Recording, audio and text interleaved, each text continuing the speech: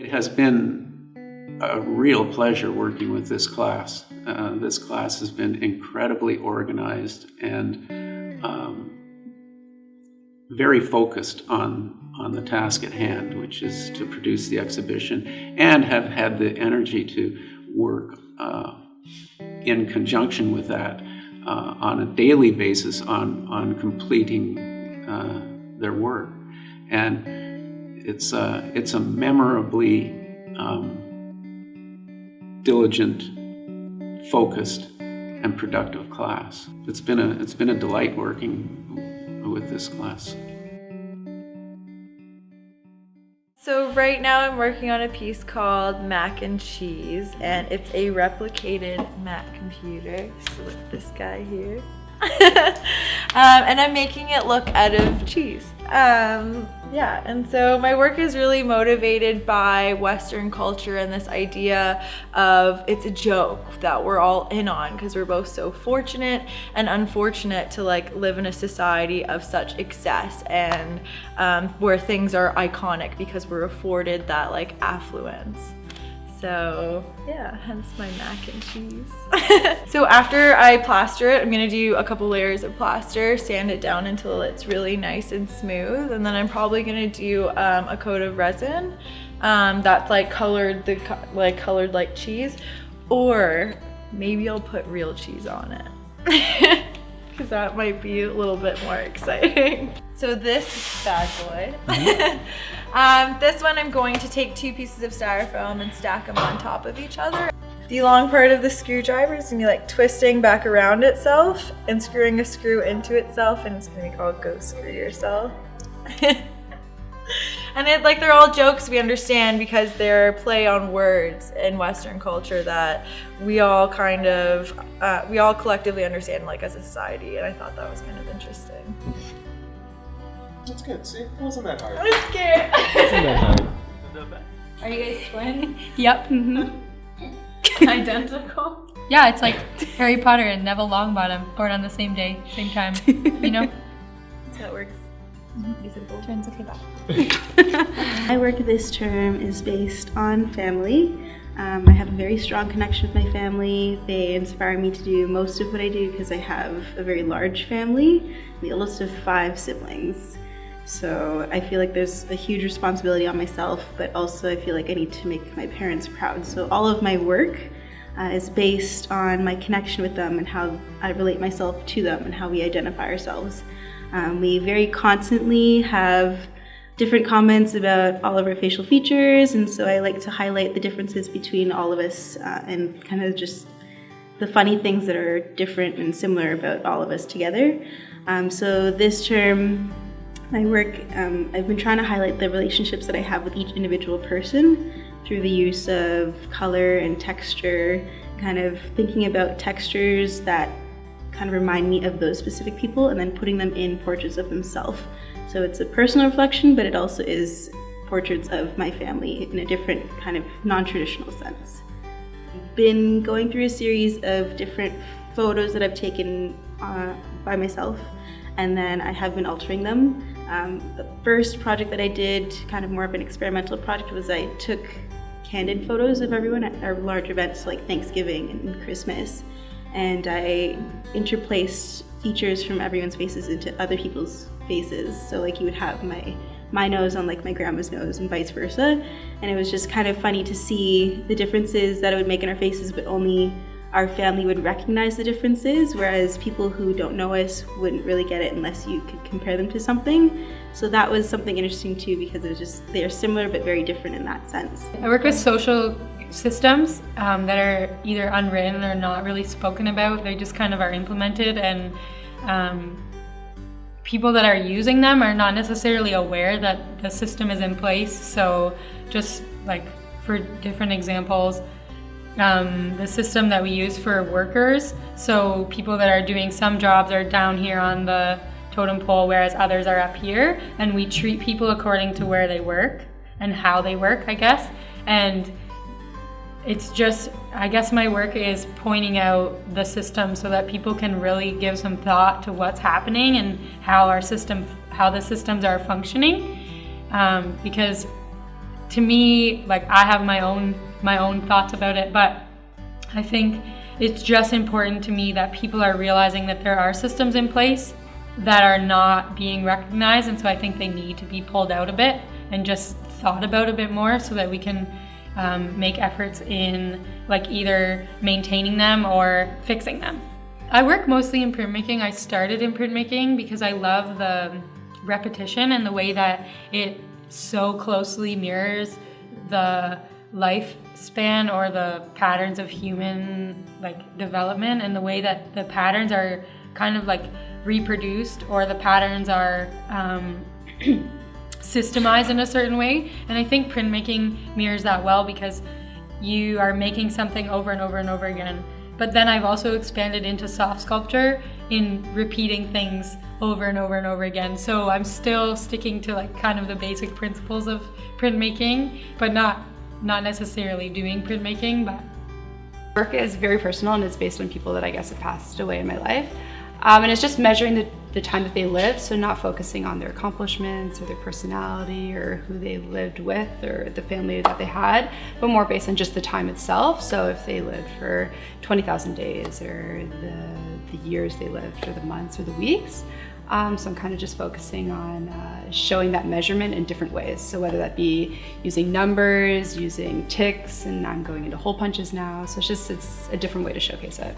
So the way that I do my work, I don't really focus on the final product. I'm actually more focusing on the process and making it. So I have an idea of what it will look like, but it's definitely not, like, I don't really know. And it's more just like manual labor. So it's actually like, this takes me hours to do, and it's more just relaxing and getting involved with myself and just sitting down and producing work. So it's just more labor intensive than actually what the end result is. So this was actually one of my first pieces, and it's more, again, it was with the labor and everything, and it was probably the most personal because it was my grandmother. But it's basically just looking at the days that she lived and just placing that on one sheet of paper, and how you can put someone's life on like a rectangle. Like, it's just like a small sheet of paper, and it's kind of morbid and sad to look at, but then it's also it's just reality. So, well, my work is about transition between making reference to art history, but at the same time taking a new approach into still life. So I try to incorporate compositions from other type of artists that work with still life painting. So like Juan Sanchez-Cotan is the biggest influence on my art practice, and Juan Sanchez-Cotan, it will be Jonas Wood and George Brooke. They are my biggest influences. The process for my paintings, I draw them first. I do all the sketches first, and then I start layering. I do kind of a collage. So I start playing with the collage and see where the composition can take me, and try to create a really balanced composition.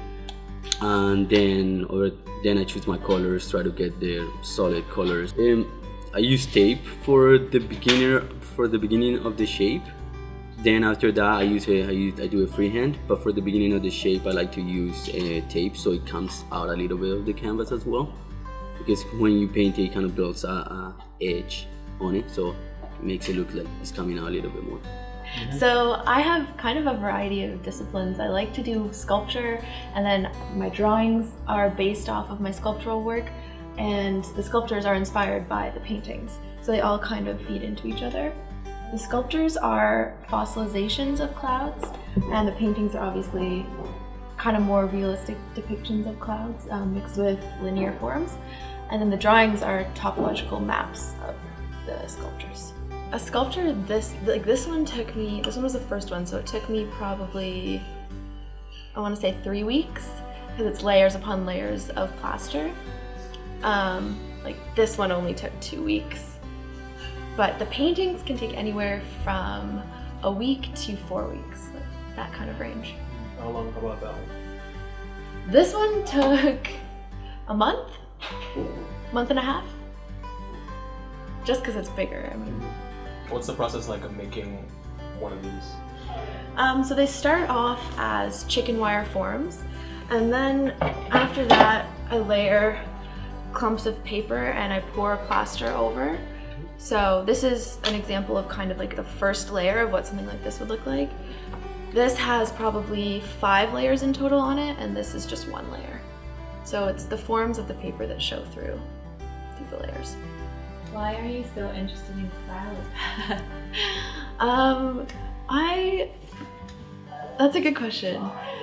They've always just kind of been inspirational to me, I think, just because of the way that they catch the colors and the light, and like they just are natural beauty at its finest. Like, yeah, they're just really beautiful. And they always are constantly changing and shifting. It's kind of a nice metaphor for like human life in general and spiritual life. When did you know you wanted to be a sculptor and a painter? Because that's kind of like a strange duality. Because usually, like, people are more one or the other. When did I know? Or how did you stumble upon sculpture? Maybe it's better. Yeah. Because I feel like we all are painters. I got to a point in the paintings when I kind of just felt like everything that I needed to say was being said, and so I wanted to translate it into 3D just so that I could express my ideas in a different way, I guess. And it took a long time to kind of get to this resolution. I tried a bunch of things, like I tried resin, like this is clear resin. I've been experimenting with different materials like insulation and like burlap, stuff like that. So these ones took a long time to get resolved, but I guess it all just came out of just wanting to express myself in a different form. I'm interested in the experiences immigrants go through when they move to a new place. And specifically, I'm looking at language and how that shifts their identity and the way they experience their world. So there is a theory called linguistic relativity that basically states that the language you speak influences how you think and how you experience the world. So I'm really interested in how that shifts when you move to a new place and you learn a completely new language, and in the process you kind of lose your original language as you pick up a new one. So I made a computer program that measures how fast people think in their different languages. So this is like bilingual people, or people who speak more than 2 languages, sometimes 3 or 4. So it basically measures how fast they think. And then I get all this data and I translate it, I visualize it in different ways. So what I've done is I've done paintings where I visualize the data and color code it and just basically create these portraits of people. And I've also done drawings where I translate the data, and right now I'm working on knitting. So I take a word that they've done, and let's say it took them 800 milliseconds to respond to that word, let's say table. And then I take that and translate it into like a longer period of time, so 8 minutes would be equivalent. And I knit for 8 minutes, and then I have these long knitted strings, and they're just hanging and visualize the data. I moved to Canada when I was 14, so I went through the same thing, and I didn't speak any English when I came here, so I had to learn everything. So that was kind of hard for me, so that definitely influenced my work. I just wanted to make sculptures at first, and then this term I discovered that my sculptures are actually drawings because they're made of lines, and then I decided to make wall drawings out of my sculptures, so now I'm entering into that. But my work is about, I guess, the connection with nature and human embodiment, following the golden ratio, and how every aspect of nature follows this really special number. And so I'm exploring that with the shapes that I'm, I guess, building my sculptures out of. What are the materials here? Coconut branch, copper wire, paper, thread, and I'm putting it together with glue. So the work that I'm doing this semester or this year is very focused on our generation and our focus on technology. Specifically, what I'm putting in the show is very centralized on issues of privacy, so how we tend to share everything in our lives, every moment, every picture, everything's constantly documented and made available to whoever wants to look at it, essentially. So I'm kind of looking at how that affects human interaction and connection and just vulnerability and precious moments and stuff like that. It started initially with binary code, so that has to do with how photos are read by computers online, and it sort of goes with how impersonal that is because it's very number focused and kind of like colder, whereas we share precious moments through that. So what I was doing last semester was working with binary code, so I was printing out photos in their rawest form, so in binary code. And another work that I did is I translated that into paint. So I had clear sections were represented by zeros and painted sections were represented by ones. For my final piece, I'm creating a sort of web out of light boxes and fiber optics, and it's gonna be a self-portrait of what I put out online and how I make myself sort of vulnerable to whoever wants to look at information on me. I'm building houses from my past, also buildings like churches, also houses that I've lived in throughout university that have a really significant meaning to me, or at least many things that happened in these houses or these buildings have been prominent to who I am today. It was second year university and I lived in this house. There was many things that happened in this house, good and bad. I'm not really sure why I'm making it. I'm still in the process of figuring out why it's so significant to me and what is the most significant part of this house to me, but hopefully by the time I'm done building it, I'll figure it out. First, what I did was I thought of the house in my mind and I tried to remember every detail of the house on the outside, like what did it look like, where things were, like how many windows were on that side of the building. And then I sketched out what it was supposed to look like in my sketchbook, and I went and recreated it. And afterwards I would look at the actual houses and I'd go and revisit these places and take pictures of them and paint exact replicas of them in watercolor. What is that? That's my bedroom currently. It was an exploration of what I was trying to do, I guess. I wasn't really sure. I knew I wanted to build houses or homes or replicas of my life of some sort. So I thought, what better way to represent my life than build my bedroom? And yeah, so I did that, but I felt like I wasn't really going anywhere, so I went on to building actual houses. What's your favorite space? Sorry? What's your favorite space? Like, to be? Oh, my favorite space to be? Yeah. Obviously my bedroom. I have this light, we call it the highlight, and it's all fuzzy and it's pink and it's awesome. That's all I'm going to say about that.